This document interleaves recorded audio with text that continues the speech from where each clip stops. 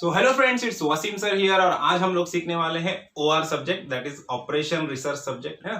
तो operation research में हमारा बिगेम मेथड चालू था। अभी तक हम लोगों ने दो प्रॉब्लम देखे बिगेम मेथड के, एक मिनिमाइजेशन का देखा, एक मैक्सिमाइजेशन का देखा है ना। आज जो हम लोग प्रॉब्लम देखने वाले हैं वो मिनिमाइजेशन का प्रॉब्लम है ना।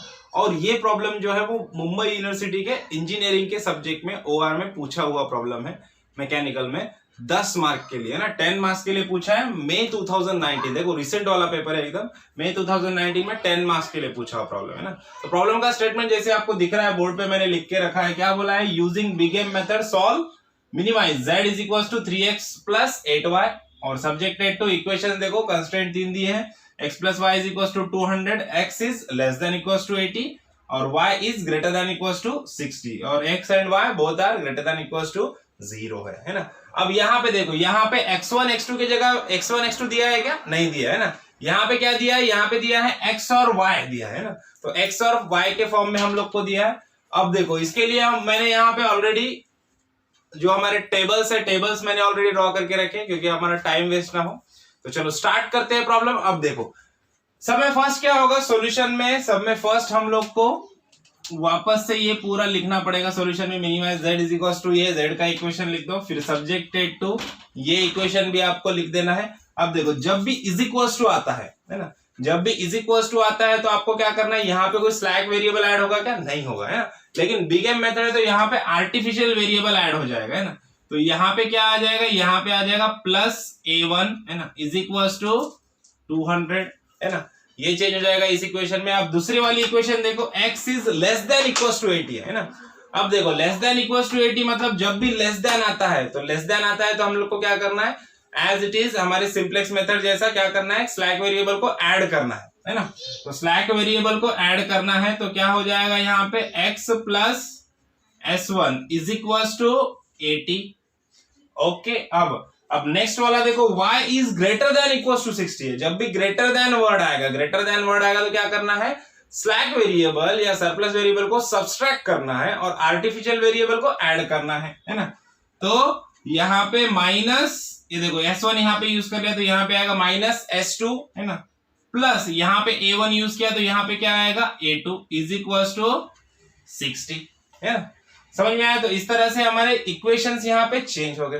तो सेम अब ये जो नए वेरिएबल्स यहाँ पे आ गए, ऐड हुए हैं, वो वेरिएबल्स यहाँ पे हमारे ऑब्जेक्टिव फंक्शन के इक्वेशन में भी आ जाएंगे ना। तो यहाँ पे हम लोग को क्या लिखना पड़ेगा, देखो प्लस 0s1 प्लस 0s2 है ना।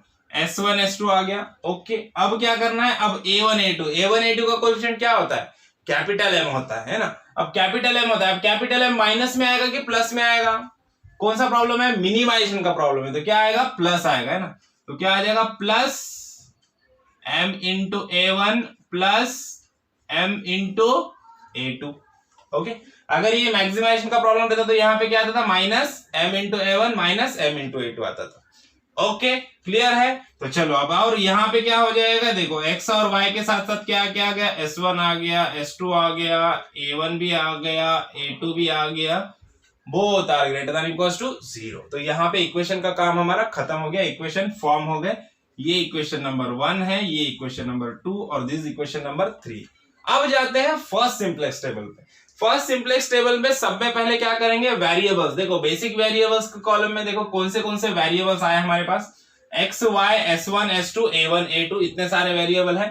तो यहाँ पे लिख दो, सब में पहले लिखेंगे x y then s1 s2 a1 and a2 सारे के सारे वेरिएबल है। अब z की इक्वेशन में सारे वेरिएबल से जो भी कोएफिशिएंट है वो ऊपर लिख देना है cj के रो में है ना।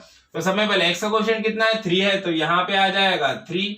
y का कोएफिशिएंट 8 है तो यहाँ पे आ जाएगा 8। उसके बाद s1 s2 का कोएफिशिएंट 0 0 है तो यहाँ पे आ जाएगा 0, ये भी 0। a1 a2 का कोएफिशिएंट क्या है, m है।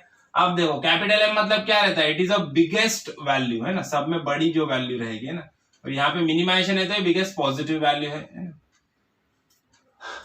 ओके, तो इस तरह से ये वाले रो 2 कंप्लीट हो गए। अब क्या करना है, अब बेसिक वेरिएबल का कॉलम देखो। बेसिक वेरिएबल के कॉलम में क्या क्या आएगा, जो इक्वेशंस में 1 2 3 में जो है वो सीरियल से आएगा।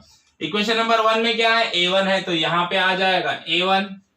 ओके, अब इक्वेशन नंबर 2 में देखो आर्टिफिशियल वेरिएबल नहीं है, एब्सेंट है, तो क्या करेंगे उसके लिए स्लैक वेरिएबल को लिख दो S1 है।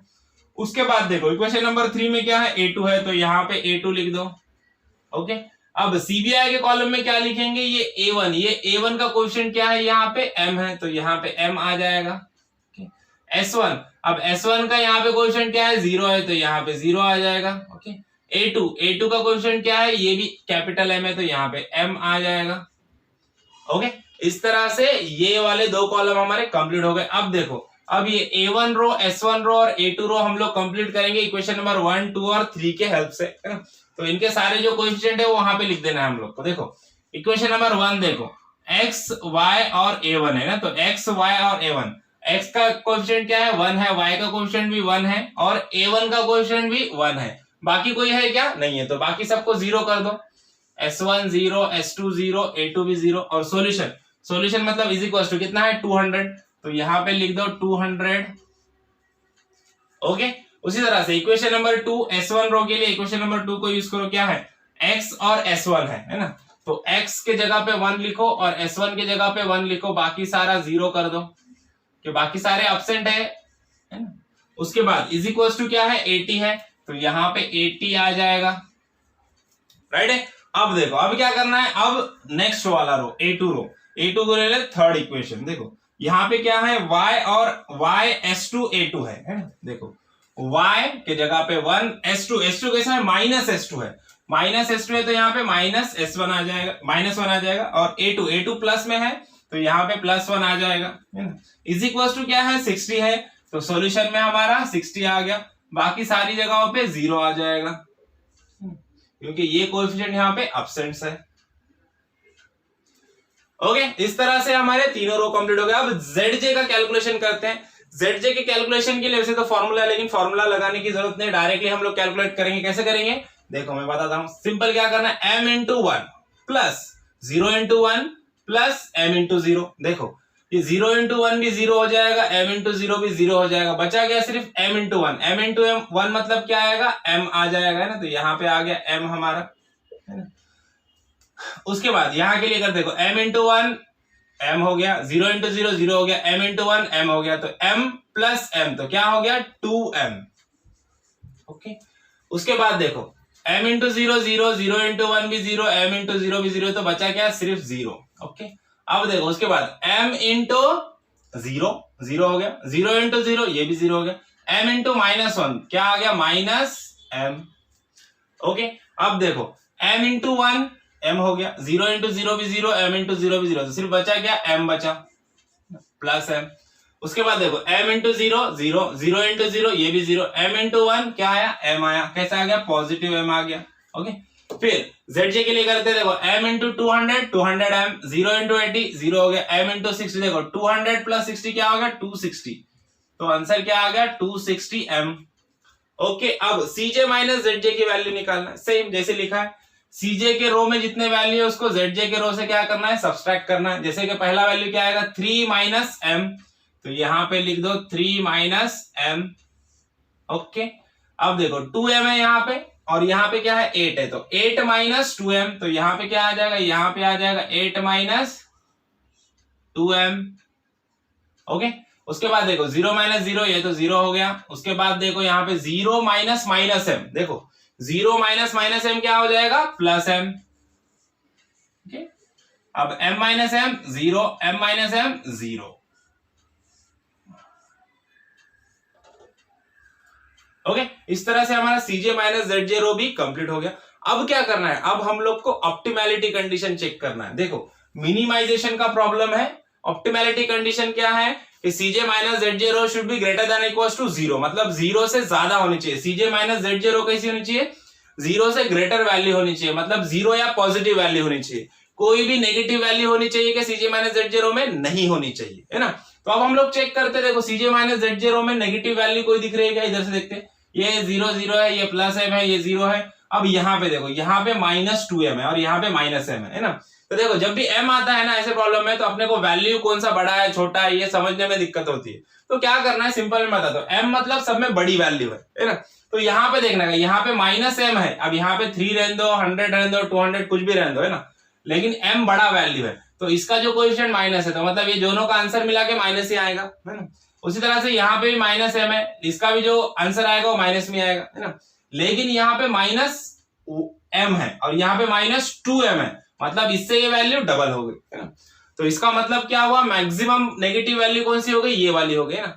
हालांकि ये दोनों वैल्यू नेगेटिव आने वाले हैं इसका आंसर, है ना, लेकिन बड़ी जो नेगेटिव वैल्यू आएगी वो कौन सी आएगी, माइनस 2m वाली वैल्यू आएगी, है ना, क्योंकि m सब में बड़ी वैल्यू है, 2m मतलब ये m का डबल हो गया, है ना।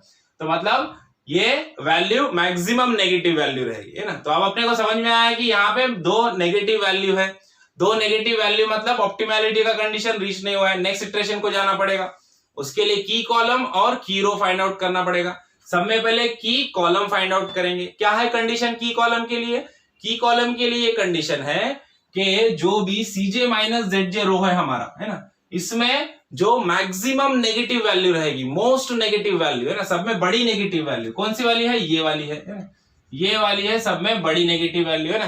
तो ये हो गया हमारा की कॉलम, है ना, तो ये वाला हो गया की कॉलम, तो इसको हाईलाइट कर देते हैं ना, ये बन गया हमारा की कॉलम, है ना। अब हम लोग को की रो चाहिए, है ना, तो की रो कैसे मिलेगी, की रो निकालने के लिए रेशो निकालना पड़ेगा। क्या है फॉर्मूला रेशो का, सॉल्यूशन डिवाइडेड बाय की कॉलम एलिमेंट्स, है ना, की कॉलम वैल्यू, है ना, सॉल्यूशन डिवाइडेड बाय की कॉलम वैल्यू, मतलब 200 डिवाइडेड बाय 1, 200 बाय 1 क्या आएगा, 200 आएगा, सिंपल है। अब देखो 80 डिवाइडेड बाय 0, देखो 80 को 0 से डिवाइड करेंगे इन्फिनिटी आंसर आएगा, है ना, तो वैसी वैल्यू अपने को लेना नहीं है, छोड़ दो उसको, है ना।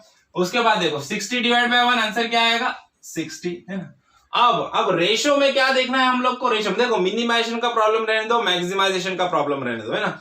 तो रेशो की जो भी वैल्यू देखेंगे हम लोग वो कौन सी देखेंगे, मिनिमम पॉजिटिव वैल्यू ही देखेंगे, है ना, भले ही प्रॉब्लम मिनिमाइजेशन रहने दो या मैक्सिमाइजेशन रहने दो, है ना।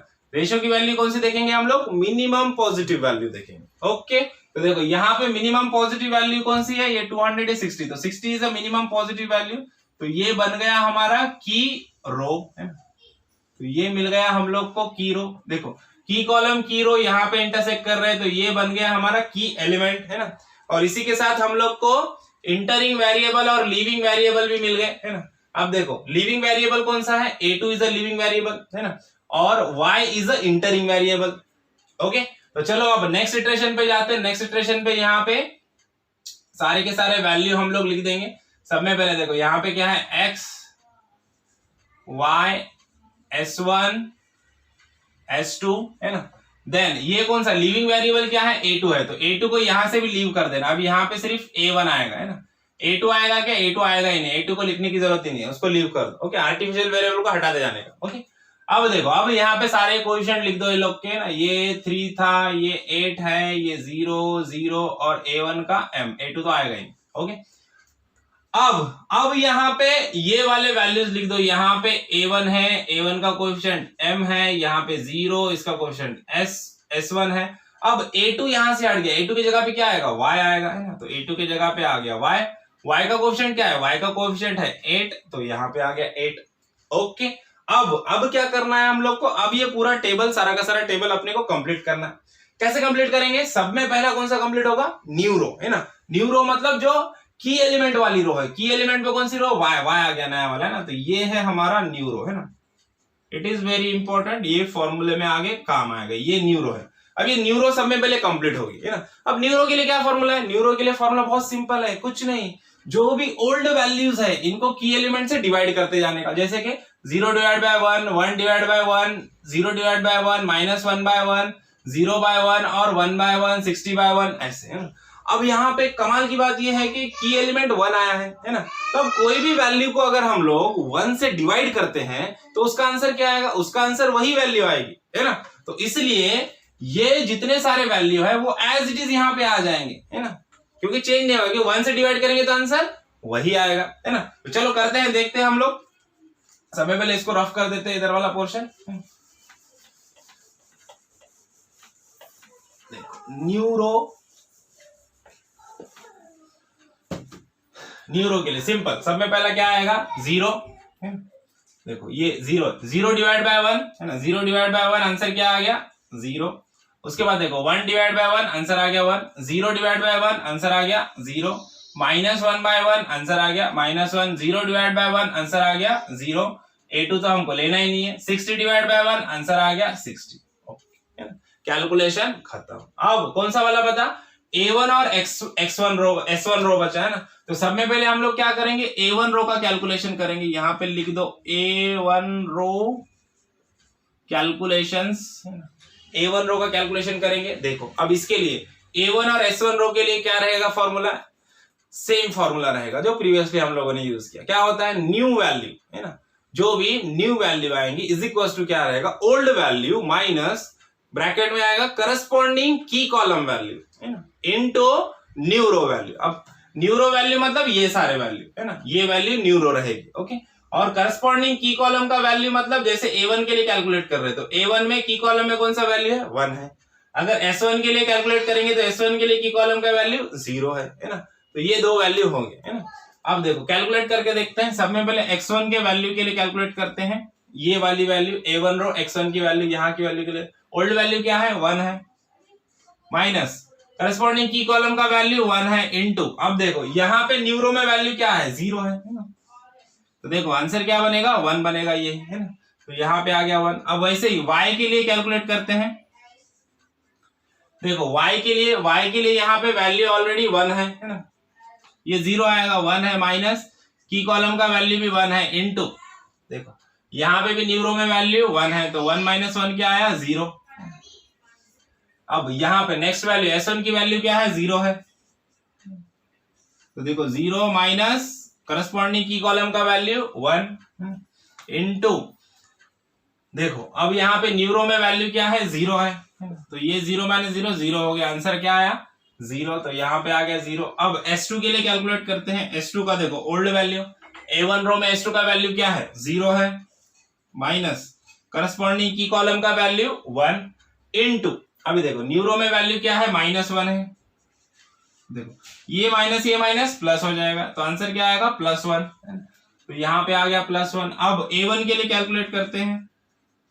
A1 के लिए देखो ओल्ड वैल्यू कितना है, 1 है, 1 माइनस करस्पॉन्डिंग की कॉलम का वैल्यू 1 इनटू न्यू रो में वैल्यू है 0 है ना, तो बचा क्या, 1 बचा, तो यहाँ पे भी आ गया वैल्यू 1। अब सॉल्यूशन देखो, सॉल्यूशन में देखो ओल्ड वैल्यू A1 रो में सॉल्यूशन कितना है, 200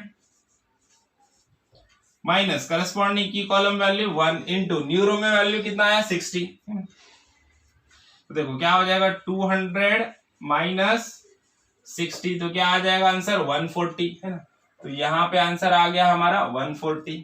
ओके, अब जैसे A1 रो के लिए क्या है वैसे ही S1 रो के लिए करना है ना, लेकिन थोड़ा दिमाग लगा के देखोगे तो आपको समझ में आएगा। यहाँ पे दिख रहा है कि जैसे हम लोग A1 रो के लिए कैलकुलेट किए तो ये जो करस्पॉन्डिंग की कॉलम का वैल्यू है ये कांस्टेंट रहता है हर एक कैलकुलेशन के, है ना। और अगर हम लोग S1 रो के लिए देख रहे हैं तो S1 रो में की कॉलम में करस्पॉन्डिंग की कॉलम वैल्यू क्या है, 0 है ना। तो जब हम लोग S1 रो के सारे वैल्यूज का कैलकुलेशन करेंगे तो यहाँ पे 1 की जगह पे क्या आ जाएगा, 0 आ जाएगा, और 0 से कोई भी वैल्यू को मल्टीप्लाई करेंगे हम लोग तो ये इतना कैलकुलेशन क्या आएगा, ये सारा 0 0 आते जाएगा, है ना। तो बचेंगे क्या, बचेंगे यही ओल्ड वैल्यूज, है ना, तो यही ओल्ड वैल्यूज बचने वाले, है ना। तो इसलिए S1 के रो में ये जो ओल्ड वैल्यू है वही as it is old value यहाँ पे आ जाएंगे, है ना। देखो कैसे आएंगे, करके बताता हूं। अब देखो क्या करेंगे, S1 रो कैलकुलेशंस, S1 रो कैलकुलेशंस, ओके।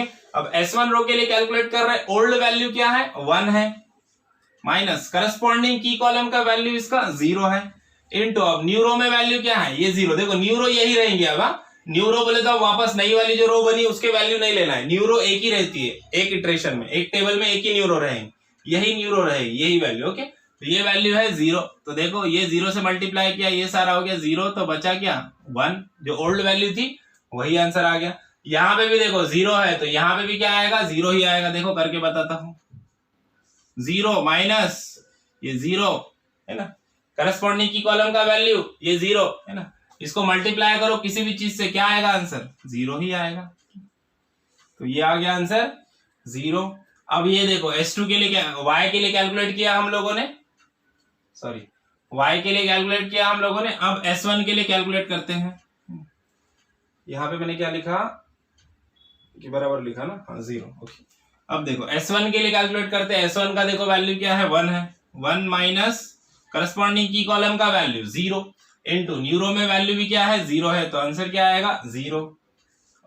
देखो तो इस तरह से ये 0 के वजह से क्या होगा, ये आगे के टर्म सारे 0 होते जाएंगे, तो बचेंगे सिर्फ ओल्ड वैल्यू। ओल्ड वैल्यू मतलब यही रो के वैल्यू है ना, तो इसलिए एज इट इज इसको डायरेक्टली लिख देना, यहाँ पे ज्यादा टेंशन नहीं लेने का। ये क्या है, 0 है। A1 में भी देखो क्या आया वैल्यू, 0, और सॉल्यूशन का कितना वैल्यू है, 80 है, तो यहाँ पे भी लिख दो 80। ओके, इस तरह से ये टेबल हमारा कंप्लीट हो गया। अब निकालना है ZJ, है ना। ZJ कैसे निकालेंगे, देखो सिंपल एकदम, क्या करना है, m into 1 plus 0 into 1 plus 8 into 0। देखो m इंटू 1 m बना, 0 इंटू 1 ये 0 हो गया, 8 इंटू 0 ये भी 0 हो गया, तो बचा क्या सिर्फ m, तो यहाँ पे आ गया capital M plus m। Okay, अब देखो m into 0 0, 0 into 0 0, 8 into 1 answer आया 8। Same m into 0 0, 0 into 0 0, 8 into 0 ये भी 0, तो यहाँ पे आ गया 0। अब देखो m इंटू 1 m बन गया, 0 इंटू 0 0 हो गया, 8 इंटू माइनस 1 क्या हो गया, -8, है ना। तो देखो m -8, तो यहाँ पे क्या आ गया वैल्यू, m -8 आ गया। ओके, अब यहाँ पे ये वैल्यू देखो, m into 1 m, 0 into 0 0, 8 into 0 ये भी 0, तो क्या बचा, सिर्फ m बचा। ओके, सॉल्यूशन की तरफ बढ़ते हैं। m इंटू 140 m हो गया, 0 इंटू 80 0 हो गया, 8 इंटू 60, देखो 8 इंटू 60 कितना हो गया, देखो करके बताते हैं। m इंटू 140 यहाँ पे लिख के बताता हूँ, सॉल्यूशन के लिए कर रहा हूँ ZJ का कैलकुलेशन। m इंटू 140 प्लस ये 0 इंटू 80, ये तो 0 हो गया, फिर भी मैं लिख रहा हूं। ओके, प्लस उसके बाद देखो 8 इंटू 60, तो क्या हो जाएगा 140m प्लस 8 6 48, मतलब 480 हो जाएगा, तो 140m प्लस 480 है ना, तो यहाँ पे क्या आ जाएगा 140m प्लस 480। ओके, अब देखो ये सॉल्यूशन में मैं ZJ निकाल रहा हूं बार बार, ये सिर्फ लास्ट इटरेशन में निकालेंगे तो भी चलेगा, लेकिन हमको पता नहीं कौन सा लास्ट इटरेशन है, इसलिए मैं निकालते जा रहा हूं। ओके, तो उससे आपको भी समझ में आया कैसे निकालना है। अब देखो अब क्या करना है, CJ माइनस ZJ रो का कैलकुलेशन करना है। देखो CJ के रो की ये सारे वैल्यू है, ZJ के रो की ये सारे वैल्यू है। देखो पहला वैल्यू क्या आएगा, 3 माइनस m, तो यहाँ पे आ गया 3 माइनस m। ओके, उसके बाद देखो 8 माइनस 8 0, 0 माइनस 0 ये भी 0, उसके बाद देखो 0 माइनस m माइनस 8, देखो क्या होगा, देखो यहाँ पे देखो 0 माइनस m माइनस 8, ये 0 इसकी वैल्यू नहीं है, लेकिन ये माइनस से अंदर मल्टीप्लाई होगा, तो ये वैल्यू चेंज आएगी, क्या हो जाएगा माइनस m प्लस 8 हो जाएगा, या इसको ऐसे लिख सकते हैं हम लोग 8 माइनस m लिख सकते हैं, है ना। पहले 8 लिख दो, बायने m लिख दो, ऐसे भी लिख सकते हैं ना। तो इसको ये क्या हो जाएगा 8 माइनस m हो जाएगा, माइनस से मल्टीप्लाई हो गया, साइन चेंज हो गया, माइनस का प्लस, प्लस का माइनस हो गया। Okay, m minus m 0। Okay, इस तरह से CJ माइनस ZJ रो भी हमारा क्या हो गया, कंप्लीट हो गया, है ना। तो CJ minus ZJ row complete होने के बाद अब क्या करना है, अब चेक करना है हम लोग को ऑप्टिमैलिटी कंडीशंस के लिए, है ना। तो ऑप्टिमैलिटी कंडीशन चेक करना है, देखते हैं क्या है कंडीशन, मिनिमाइजेशन का प्रॉब्लम है। CJ minus ZJ row should be greater than equals to 0, मतलब CJ माइनस ZJ रो में सारे के सारे वैल्यू पॉजिटिव होने चाहिए, है ना। कैसे होने चाहिए, पॉजिटिव होने चाहिए, एक भी नेगेटिव वैल्यू नहीं चाहिए, 0 या पॉजिटिव वैल्यू चाहिए। तो यहाँ पे देखो, यहाँ पे ये भी माइनस m, ये भी नेगेटिव वैल्यू है, और माइनस m ये भी नेगेटिव वैल्यू है ना। तो दोनों के दोनों नेगेटिव वैल्यू है, मतलब यहाँ पे ऑप्टिमैलिटी कंडीशन रीच नहीं हुआ है ना। तो मतलब हमने को नेक्स्ट इटरेशन में जाना है। तो नेक्स्ट इटरेशन में जाने के लिए हम लोग को क्या करना पड़ेगा, की कॉलम और की रो फाइंड आउट करना पड़ेगा। तो सब में पहले मिलेगा की कॉलम, कैसे मिलेगा, क्या है कंडीशन, मैक्सिमम नेगेटिव वैल्यू ढूंढना है, मोस्ट नेगेटिव वैल्यू, सब में बड़ी नेगेटिव वैल्यू हम लोग को ढूंढना है CJ माइनस ZJ के रो में। अब हम लोग को ये तो पता है कि माइनस है, मतलब ये दो नेगेटिव वैल्यू है, दोनों में से बड़ी नेगेटिव वैल्यू कौन सी है ना। देखो अब यहाँ पे स्टूडेंट कंफ्यूज होते हैं, स्टूडेंट क्या करते हैं, 8 माइनस m ये बड़ा दिख रहा है तो इसको ले लेते हैं, वहां पे गलती हो जाती है ना। देखो अब इसको समझने के लिए मैं बोलता हूँ कि जैसे मैं बता रहा हूँ, बार बार हम लोग बोल रहे हैं कि m मतलब क्या है, m मतलब एकदम बड़ी वैल्यू है ना। हम लोग कंसिडर कर लेते, सपोज मान लो कि m की वैल्यू क्या है, 100 है ना। अगर मान लो m की वैल्यू 100 है तो 3 माइनस 100, 3 माइनस m मतलब क्या हो जाएगा, 3 minus m is equal to 3 minus 100, तो आंसर आ जाएगा माइनस 97। और उसी तरह से ये 8 माइनस m है, तो 8 माइनस m मतलब m की अगर वैल्यू 100 रहेगी तो 8 माइनस 100, तो यहाँ पे आंसर क्या आ जाएगा माइनस 92। तो मुझे बताओ मोस्ट नेगेटिव वैल्यू कौन सी है, ये वाली है -97, मतलब 3 - m की वैल्यू है ना। तो बड़ी वैल्यू में से छोटी वैल्यू माइनस करेंगे तो बड़ा आंसर मिलेगा नेगेटिव में, है ना। तो इसलिए ये मोस्ट नेगेटिव वैल्यू रहेगी, ये वाली वैल्यू मोस्ट नेगेटिव वैल्यू नहीं रहेगी। समझ में आया? तो देखो मोस्ट नेगेटिव वैल्यू कौन सी हो जाएगी, ये हो जाएगी most negative value. 3 - m it is a most negative value. तो इस तरह से ये बन जाएगा हमारा की कॉलम, है ना। तो ये हो गया हमारा की कॉलम। अब की रो निकालना है, तो की रो निकालने के लिए क्या करते हैं हम लोग, सिंपल सा फॉर्मूला है सॉल्यूशन वैल्यू डिवाइडेड बाय की कॉलम वैल्यू। तो देखो यहाँ पे 140 है, 140 डिवाइडेड बाय 1, है ना। तो 140 डिवाइड बाय 1 आंसर आ जाएगा 140। उसी तरह से 80 डिवाइड बाय 1 आंसर आ जाएगा 80, और 60 डिवाइड बाय 0 मतलब ये तो इंफिनिटी को चला जाएगा, उसको छोड़ दो, है ना। अब यहाँ पे हमारे पास दो वैल्यू है। देखो की रो कैसे आइडेंटिफाई करते हैं हम लोग, की रो के लिए मतलब मिनिमम पॉजिटिव वैल्यू देखते हैं हम लोग, है ना। तो यहाँ पे देखो 140 और 80 दो वैल्यू है, मिनिमम पॉजिटिव वैल्यू इज 80, है ना। तो ये 80 ये बन गया हमारा की रो, है ना। तो ये वाला है हमारा यहाँ पे ये की रो मिल गया हम लोग को, दिस इज आवर की रो। अब की रो और की एलिमेंट जहां पे इंटरसेक्ट हो रहे हैं ये हो गया की कॉलम, जहां पे इंटरसेक्ट ये हो गया हमारा की एलिमेंट मिल गया, है ना। तो इस तरह से की एलिमेंट मिल गया। तो देखो अब यहाँ पे S1 is a leaving variable और X1 इज इंटरिंग वेरिएबल, है ना। तो यहाँ पे S1 की जगह पे X आ जाएगा, है ना। तो S1 को x रिप्लेस कर देगा। तो चलो अब न्यू इटरेशन पे जाते हैं। न्यू इटरेशन में सब में पहले वैल्यूज हम लोग फिटअप करते हैं। सब में पहले देखो बेसिक वेरिएबल में वैल्यू लिख देंगे हम लोग, x आ जाएगा और क्या आएगा x y s1 s2 and a1। Okay, अब देखो और क्या क्या आएगा यहाँ पे देखो a1 तो एज इट इज है, a1 रिप्लेस नहीं हुआ है, a1 और m एज इट इज रहेंगे। S1 की जगह पे क्या आ गया, x आ गया है ना। और x का क्वेश्चन क्या है 3 है, तो यहाँ पे 3 आ जाएगा, बराबर। और ये y और ये 8 एज इट इज रहेंगे, y and this 8 is as it is. अब यहाँ पे भी वैल्यू पूरे फिलअप कर दो, 3 8 0 0 और यहाँ पे कैपिटल M।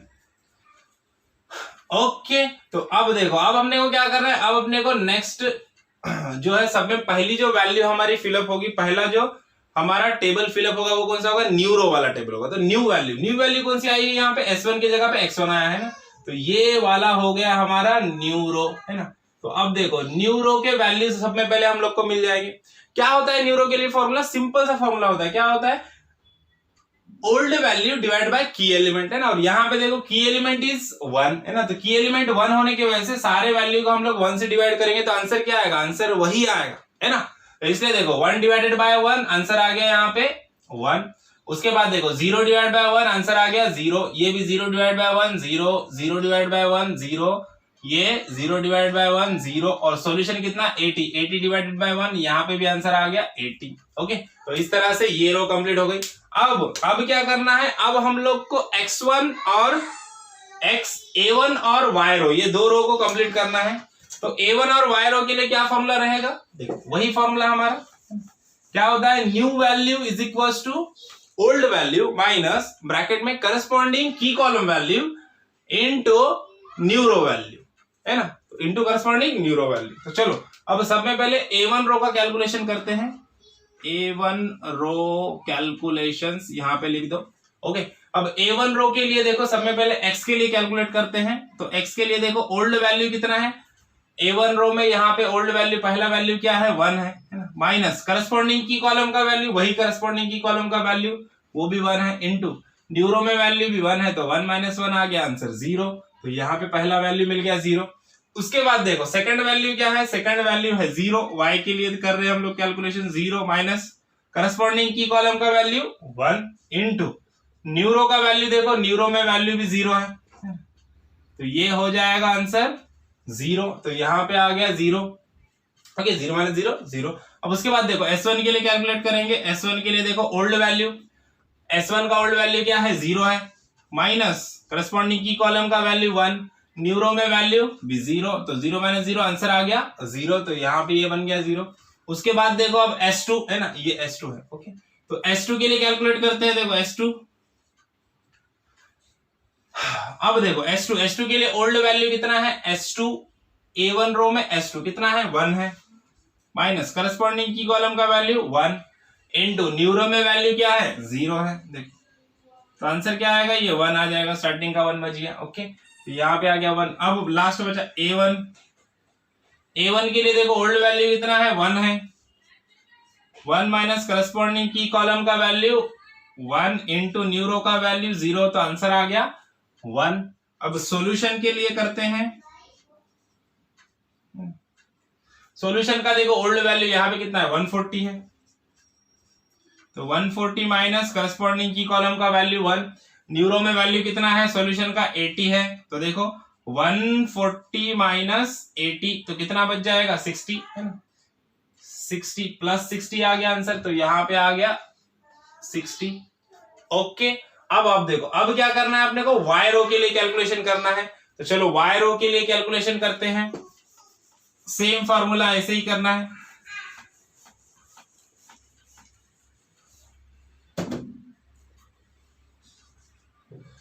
अब ये वाली वाई रो के लिए कैलकुलेशन करेंगे, वही फॉर्मूला रहेगा हमारा सब में। पहला वैल्यू जो एक्स का वैल्यू है उसके लिए कैलकुलेट करेंगे। देखो ओल्ड वैल्यू क्या है, यहाँ पे 0 है ना, और करस्पॉन्डिंग की कॉलम का वैल्यू भी 0 है। देखो करस्पॉन्डिंग की कॉलम का वैल्यू जब 0 आता है तो यही सारे वैल्यूज यहाँ पे आ जाएंगे। लास्ट में डिस्कस किया मैंने ना, पहला करके बता था। देखो 0 माइनस 0 इंटू न्यूरो में वैल्यू क्या है, 1 है, तो इंटू 1, तो ये आ गया आंसर 0। तो पहला वाला वैल्यू 0 आ गया, यहाँ पे 0 तो ये भी 0 आ गया। अब ये 1 है तो यहाँ पे भी 1 लिख दो, इधर 0 लिख दो, इधर -1, और ये 0 और ये 60 एज इट इज आ जाएगा। कुछ देखने की जरूरत नहीं, क्योंकि ये 0 है भाई। ये मतलब क्या है, करस्पॉन्डिंग की कॉलम का वैल्यू, ये वाला वैल्यू, ये सारे वैल्यू को 0 करते जाएगा आगे वाले। तो बचेगा क्या, जो ओल्ड वैल्यू वही बचेंगे ना। तो ये जो ओल्ड वैल्यू है यही यहाँ पे आ जाएगा एज इट इज। ओके, तो चलो इस तरह से ये टेबल कंप्लीट हो गया। अब ZJ, चलो अब ZJ कैलकुलेशंस करते हैं। ZJ कैलकुलेशन करेंगे तो देखो सिंपल क्या करना है, ZJ कैलकुलेशन के m इंटू 0 0 हो गया, 3 इंटू 1 3 है ना, 8 इंटू 0 ये भी 0 है, 3 इंटू 1 मतलब क्या बचा, सिर्फ 3 बचा। ओके, अब ये देखो y के लिए करते हैं, m इंटू 0 ये 0 हो गया, 3 इंटू 0 ये भी 0 हो गया, 8 इंटू 1 सिर्फ बचा 8। ओके, तो सेम देखो m इंटू -1 माइनस m है ना, 3 इंटू 1 3 हो गया, 8 इंटू 0 ये 0 हो गया ना, तो 8 m इंटू -1 क्या हो गया, -m हो गया है ना। तो क्या आ जाएगा यहाँ पे, -m plus 3, -m plus 3। Okay, तो ये वैल्यू आ गया हमारा। अब देखो अब इसके लिए करते हैं, लास्ट क्या हो जाएगा, m इंटू 1 m हो गया, 3 इंटू 0 0 हो गया, 8 इंटू -1 क्या हो गया, -8 हो गया है ना। तो क्या हो गया, m-8, तो यहाँ पे क्या आ गया वैल्यू, m-8 आ गया। अब देखो नेक्स्ट देखो, m इंटू 1 m हो गया है ना, तो ये 3 इंटू 0 ये भी 0, 8 इंटू 0 ये भी 0, तो क्या बचा, सिर्फ m बचा है ना, m इंटू 1 m आ गया। ओके, अब ZJ हो गया तो क्या करना है, CJ माइनस ZJ रो का कैलकुलेशन करना है। देखो CJ के वैल्यू यहाँ पे 3 माइनस 3 ये आ गया 0, 8 माइनस 8 ये भी आ गया 0। अब देखो 0 माइनस m प्लस 3 है ना, तो यहाँ पे 0 माइनस, तो क्या होगा, माइनस से मल्टीप्लाई हो जाएगा। देखो क्या हो जाएगा, 0 माइनस क्या है, -m प्लस 3, तो यहाँ पे माइनस से मल्टीप्लिकेशन हो जाएगा, तो क्या हो जाएगा, m-3 हो जाएगा ना। तो ये माइनस का प्लस, ये प्लस का माइनस हो जाएगा, m-3, तो यहाँ पे क्या आ जाएगा, m-3। अब सेम वे 0 माइनस m-8 है ना, तो यहाँ पे भी माइनस से मल्टीप्लाई हो जाएगा, तो क्या हो जाएगा, 8 माइनस m हो जाएगा है ना, m-m तो यहाँ पे 0 हो गया। तो देखो इस तरह से कैलकुलेशन कंप्लीट हो गया, CJ minus ZJ row complete हो गई। अब क्या करना है, अब देखना है ऑप्टिमैलिटी कंडीशन। क्या optimality condition, CJ minus ZJ row should be greater than equals to 0 है ना, मतलब CJ माइनस ZJ रो में सारे के सारे वैल्यू पॉजिटिव चाहिए, एक भी वैल्यू नेगेटिव नहीं चाहिए है ना। तो अब देखते हैं हम लोग, यहाँ पे ये 0 ये 0 ये भी 0, ये देखो m-3 मतलब ये भी पॉजिटिव वैल्यू आएगी। ओके, अब देखो अब ये 8 माइनस m है, m माइनस में है, मतलब ये नेगेटिव वैल्यू है ना, ये क्या है, नेगेटिव वैल्यू है ना। तो अब यहाँ पे एक ही नेगेटिव वैल्यू है, मतलब ये हमारा क्या है, की कॉलम है ना, तो ये बन गया हमारा की कॉलम है ना। अब की रो फाइंड आउट करना है।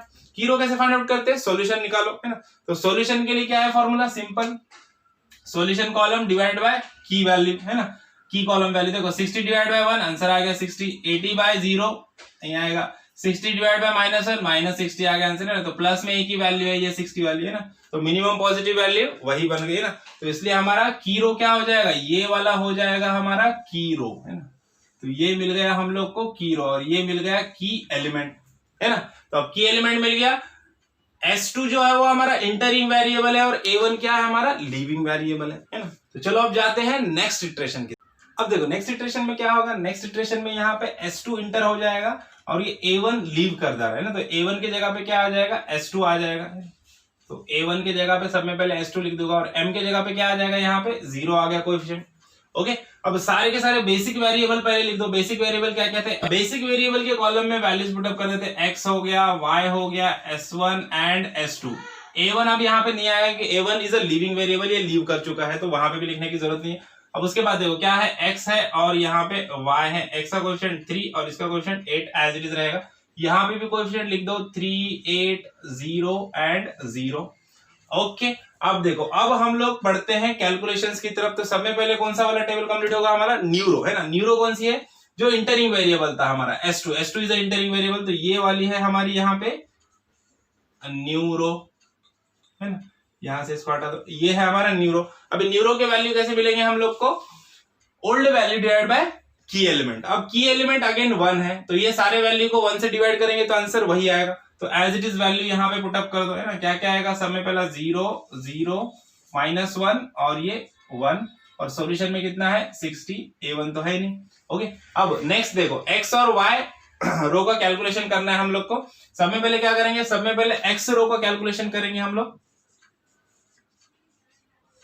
देखो फॉर्मूला वही है, ओल्ड वैल्यू माइनस करस्पॉन्डिंग की column value into corresponding neuro value. Okay, तो अभी देखो यहाँ पे x1 रो के लिए पहला वाला वैल्यू हमारा x का वैल्यू है, इसके लिए कैलकुलेट करते हैं हम लोग 1। ओल्ड वैल्यू क्या है हमारी 1 है, माइनस करस्पॉन्डिंग की कॉलम, इसमें की कॉलम का वैल्यू 0 है। देखो अगेन करस्पॉन्डिंग की कॉलम का वैल्यू 0 है ना, तो क्या होने वाला है, वही वैल्यू आने वाला है। देखो न्यूरो में वैल्यू क्या है 0 है, इनटू 0 है ना, तो इसके लिए आंसर क्या आएगा 1 आएगा। कि 0 से मल्टीप्लाई करते जाएंगे तो क्या हो जाएगा, वो वैल्यू खत्म होते जाएंगे। तो 0 - 0 इनटू, अब न्यूरो में वैल्यू क्या है, यहाँ पे भी 0 है, तो ये आंसर अगेन क्या आ जाएगा 0 है ना।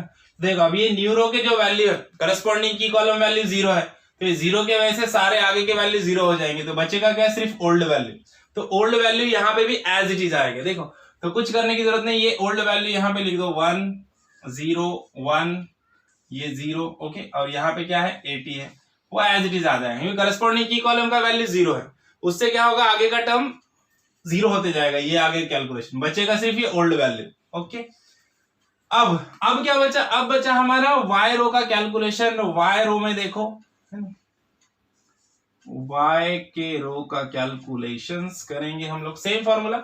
y रो में ओल्ड वैल्यू, पहली वैल्यू क्या है, पहली वैल्यू है हमारी 0 माइनस करस्पॉन्डिंग की कॉलम का वैल्यू यहाँ पे -1 है, तो -1 इनटू न्यूरो में वैल्यू क्या है, न्यूरो मतलब ग्रीन कलर, कितना है 0 है, तो ये 0, 0 सब मिलके क्या हो गया 0 हो गया है ना। तो यहाँ पे पहला वैल्यू आ गया 0।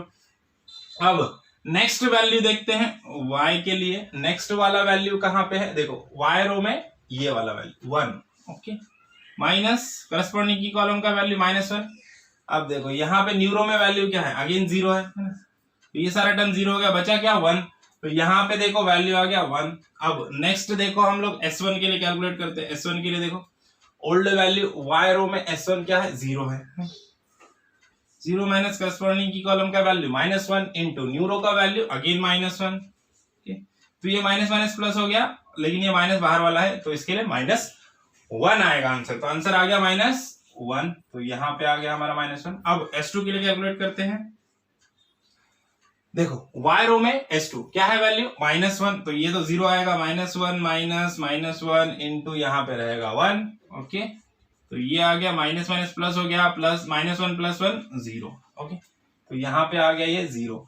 अब सॉल्यूशन के लिए कैलकुलेट करते हैं। सॉल्यूशन के लिए देखते हैं ओल्ड वैल्यू है ना, y में सॉल्यूशन कितना था 60 माइनस करस्पॉन्डिंग की कॉलम का वैल्यू -1 इनटू न्यूरो में सॉल्यूशन कितना है 60 है ना। तो देखो न्यूरो की वैल्यू है हमारी अगेन 60। देखो ये माइनस माइनस क्या हो जाएगा, प्लस हो जाएगा ना, तो क्या हो जाएगा 60 + 60, तो कितना आ गया 120 है ना।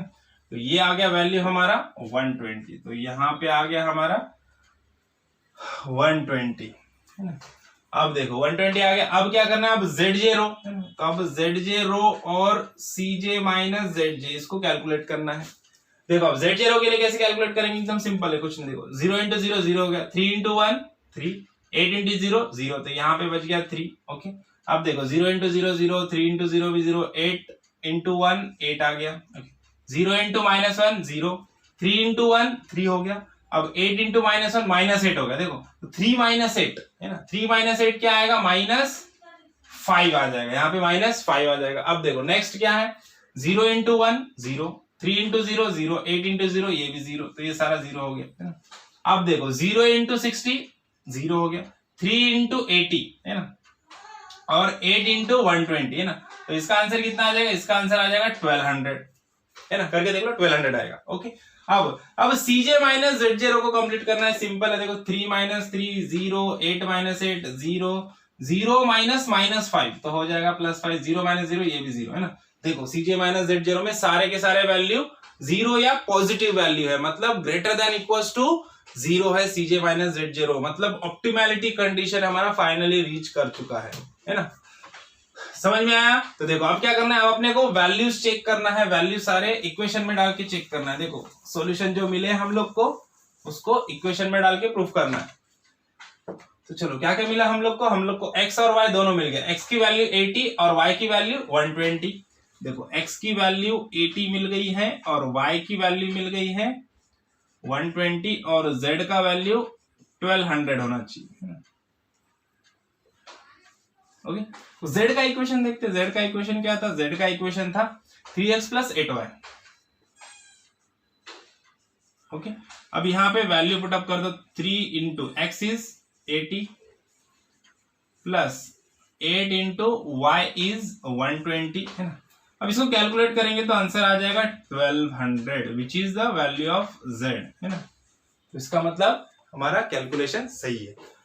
ओके, तो देखो वीडियो समझ में आया, प्रॉब्लम समझ में आया तो वीडियो को लाइक कीजिए, चैनल को सब्सक्राइब कीजिए और ज्यादा से ज्यादा अपने दोस्तों के साथ शेयर कीजिए। ओके, तो मिलते हैं नेक्स्ट वीडियो में नेक्स्ट प्रॉब्लम के साथ, तब तक के लिए थैंक यू, बाय बाय।